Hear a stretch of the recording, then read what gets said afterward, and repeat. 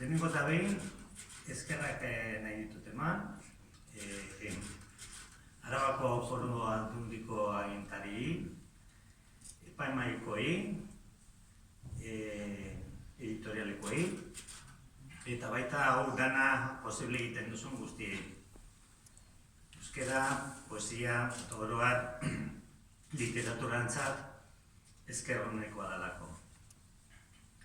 Nahi dute eskerrak emon, familikoei. Ja ez daudenak, nire gurasoak, gure gaitik nago hemen, nahi amomak, arrasoak, eta baita orain daudenak eta egongo direnak. Nire bikotea Itziar, Ioritz, Inigo, Idoia eta Izadi gaztelutarrak, eta lagun bati, asko laguntzen didalako produzio honetan da, Jon Andoni Zaiago.